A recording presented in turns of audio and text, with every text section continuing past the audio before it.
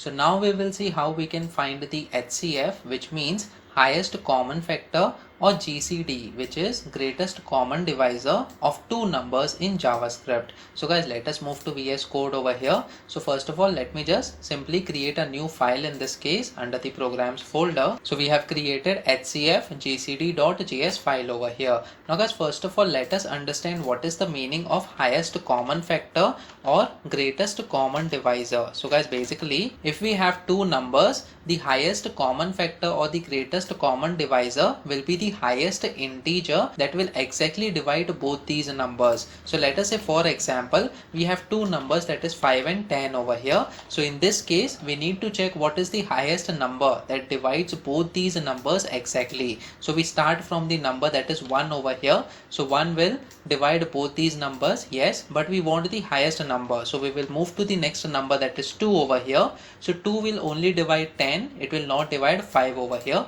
So we will remove this. The next number is 3. So 3 will not divide any of these numbers. So let us remove this as well. The next number is 4. It is not going to divide any of these numbers once again. And the next number is 5, which is going to divide the first number exactly. 5 multiplied by 1 is 5.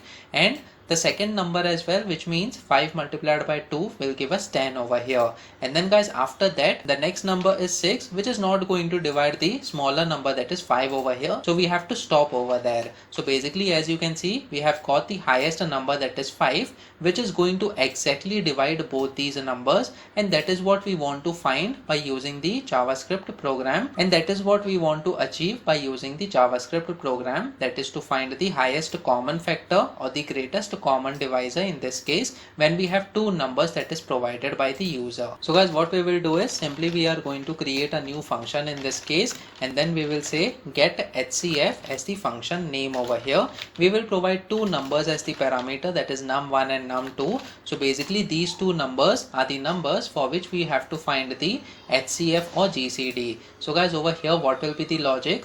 Basically we have to go through the number that is 1 up to the number which will be less than both these numbers, and within that particular range we need to find the HCF or the GCD. So guys, over here what we will do is simply we are going to create a for loop over here, and we will have the iterator, that is I, it is equal to 1, and then I is less than or equal to num1 this time, and also I must be less than or equal to num2 over here. So guys, basically the I value should be less than both the numbers. If it goes above any of the number over here, the interpreter should come out of the for loop. So guys, over here we will increment the value of I, so I plus plus, and then inside the for loop what we have to do is simply we are going to use the if statement, and then we will say if num1 %i it is equal to 0 over here. So guys, in this case we are exactly checking whether the first number is it exactly divisible by the value that is I over here.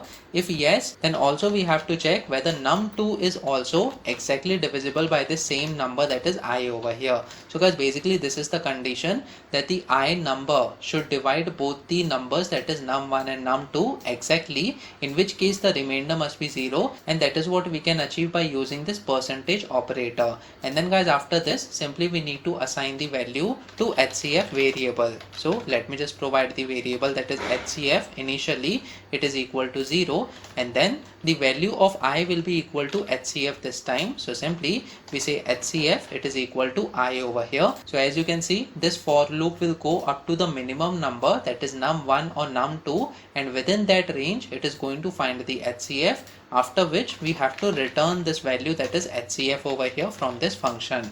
So guys, simply we are going to provide the return HCF value over here. So let me just call this function inside the console.log statement, and then we will say HCF of numbers followed by two numbers that we have to provide. So let us say we provide num1 it is equal to 5 and num2 it is equal to 10 over here, that is provided as input. So simply we will say HCF of numbers, so it is not HCG but it is HCF over here. So HCF of numbers, we provide num1 and num2 this time, so that both the numbers are displayed. So num1 and num2 is, and then followed by the function name that we have created over here. So simply we have get HCF this time. So we have get HCF which is going to take two parameters, that is num1 and num2, which we have already defined over here. So guys, we have num1 and num2. Guys, it is important to note that the names of these variables, that is num1 and num2, is followed over here. It is not mandatory to use the same name as the parameter for this function as well. So you can use any other name, but you have to ensure that only those names you have to use inside the for loop or the body of the function over here, so that you get the correct answers. So guys, let me just save this file now and let us see what will be the output. So let me just run this code by using the node command followed by the name of the JavaScript file over here. So as you can see, HCF of numbers 5 and 10, it is equal to 5 over here, because that is the highest common factor that will divide both the numbers in this case. Now guys, let us take another example. What will be the HCF when we have two numbers, that is 8 and 10 over here. Let me just save this file now. Probably the output must be 2, because any other number higher than 2 is not going to divide both these numbers. So when we run this code once again over here, as you can see, HCF of numbers 8 and 10 is 2 over here. Now guys, what will be the HCF when we provide the number that is 20 and 100 over here? So if you see, 20 is the number that is going to divide itself, and it is also going to divide the number that is 100 over here. Let me just save this file now and try running this code once again over here on the terminal. So as you can see, HCF of numbers 20 and 100, it is equal to 20 this time. So guys, in this way you can easily get the HCF or the highest common factor of the two numbers that are provided as the input to this function.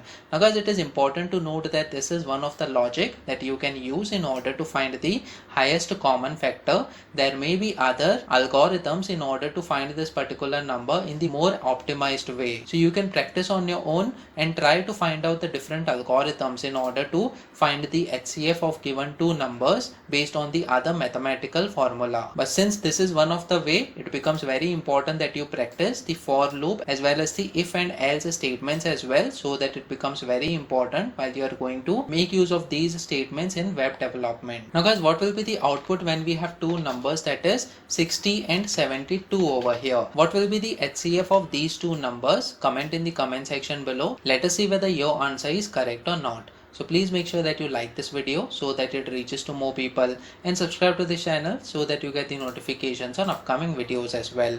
I'll see you in the next video, in which we are going to talk about how to find LCM of two numbers in JavaScript. So stay tuned.